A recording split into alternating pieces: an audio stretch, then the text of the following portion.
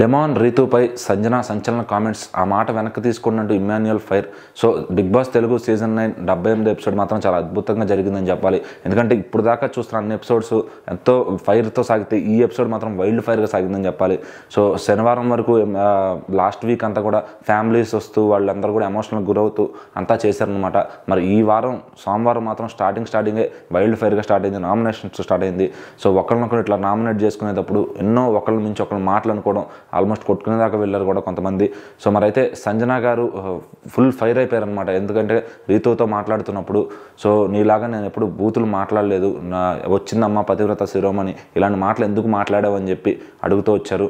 So నీకు అసలు అర్హత లేదు అని రీతు గారు అంటే, నాకు కళ్ళే మూసుకుపోలేదు, నేను 12వ ఎపిసోడ్ దాకా వచ్చాను వైల్డ్ ఫైర్లో అంటే అది మామూలు విషయం కాదు, సో నీకు కళ్ళు మూసుకుపోయింది అని చెప్పి అట్లా మాట్లాడి, తర్వాత నువ్వు నీలాగా నేను బూతులు మాట్లాడలేదు, అలాగే నీలాగా నేను డెమాన్తో అర్ధరాత్రుల రూమ్లో కూర్చోలేదు అని చెప్పి మాట్లాడారనమాట. ఈ మాటకి రీతు గారు షాక్ అయిపోయి ఏడుస్తూ బిగ్ బాస్ని అయితే ఎలా అంటారు బిగ్ బాస్ అని ఆవిడ కూడా అంటూ ఇలా రచ్చక దారి తీసిందనమాట. సో ఇదంతా గమనించిన ఇమ్మాన్యుయల్ వచ్చి అలా మాట్లాడటం తప్పు, మీ మాట వెనక్కి తీసుకోండి అని చెప్పి సంజన పైన ఫైర్ అయితే అయ్యాడనమాట. సో అటు బర్నీ గారు కూడా అమ్మ మాట తప్పు, ఆడపిల్లల్ని అట్లా అనొద్దు అని చెప్పి బర్నీ గారు కూడా పక్కన అయితే ఏడుస్తున్న రీతు దగ్గరికి వెళ్ళి తనూజ వీళ్ళు వెళ్ళి మాట్లాడి, తను ఏడవద్దు, నీ తప్పు లేకపోతే ఏడవలసిన పని లేదు, క్వశ్చన్ చేయని చెప్పి మాట్లాడారనమాట. అట్లాగే సంజన పైన కూడా నువ్వు కంట్రోల్ అవ్వంటే తను కంట్రోల్ అవ్వకుండా ఫుల్గా ఫైర్ అయిపోయింది. ఎందుకంటే తన పైన ఏదో కావాలని వాంటెడ్గా చేస్తున్నారు, ప్రతిసారి వాంటెడ్గా నా పైన నెగిటివ్ చేస్తున్నారు, అంతా టీమ్గా ఆడుతున్నారు. సో అలా ఆడొద్దు, జెన్యూన్గా ఆడండి, నాకు జెన్యూన్గా కాంపిటేటర్ అనిపించే వాళ్ళని నేను తీశానని చెప్పి ఆవిడ మాట్లాడటం జరిగిందనమాట. సో ఇలా ఈ ఆడపిల్లలంతా గొడవ పట్టడం కూడా అందరూ మొత్తం అటు సోషల్ మీడియాలో, ఇన్స్టాగ్రామ్లో, ట్విట్టర్లో, ఫేస్బుక్లో అన్ని చోట్ల కూడా ఫుల్ ట్రెండ్ అవుతూ ఉంది. సో మరి ఇట్లా ఎందుకంటే మగవాళ్ళు గొడవ పడితే పెద్ద కిక్ రాదేమో కానీ ఇట్లా ఆడపిల్లలు ఒకరి నుంచి ఒకరు గొడవ పడుతూ ఉంటే అందరూ చూడటానికి నిజంగా కోళ్ళ పందాల్లో చూస్తారని చెప్పొచ్చు. సో మరి ఎక్కడ వీడియో చూసినా కానీ, ప్రోమోల్లో కానీ ఎక్కడ చూసినా అది ఫుల్ హైలైట్ అయిపోతుంది.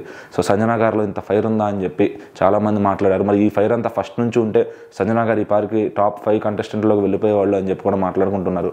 మరి అసలు రీతు గారికి సంజన గారికి ఏమైనా పర్సనల్గా గొడవ ఉందా, లేకపోతే ఇదంతా యాజ్ యూజువల్గా రియాలిటీ షో లాగా వాళ్ళు ముందుగా క్రియేట్ చేసిన అదే అనుకోవచ్చా అని చెప్పి, ఎందుకంటే ఇంత పర్సనల్గా వెళ్ళాల్సిన అవసరం లేదని కూడా చాలామంది మాట్లాడుకుంటున్నారు. మరి ఇమ్మాన్యుయల్ గారికి కూడా అంత సీరియస్గా కోపం వచ్చింది అంటే ఇది ఖచ్చితంగా, ఎందుకంటే రీతు గారిని ఏదన్నా అంటే ఇమ్మాన్యుయల్ ముందు వస్తారు, ఎందుకంటే వాళ్ళు ఫస్ట్ నుంచి ఒక షోస్లో, జబర్దస్త్లో కానీ అన్ని చోట్ల కలిసి ఉన్నారు కాబట్టి. సో రీతు గారికి సపోర్ట్గా ఇమ్మాన్యుయల్ ఎప్పుడూ ఉంటారు. సో మరి ఇమ్మాన్యుయల్ రీతుకు మాట్లాడొచ్చి అలా మాట్లాడటం తప్పు, సంజన గారి మీద ఫైర్ అయ్యారంటే అర్థం చేసుకోవచ్చు ఇది ఏమాత్రం ప్లాన్డ్ ఆర్ ఏదన్నా చేసింది కాదు, ఖచ్చితంగా సీరియస్గా అనుకున్నారు మాటలని చెప్పి. మరి అటు డెమాన్ పైన, అటు రీతు గారి పైన ఆవిడ చేసిన కామెంట్స్ ఇప్పుడైతే సోషల్ మీడియాలో దుమారం లేపుతున్నాయి అనమాట. సో మరి నిజంగా వాళ్ళిద్దరి మధ్య లవ్ ట్రాక్ ఏమైనా నడుస్తుందా?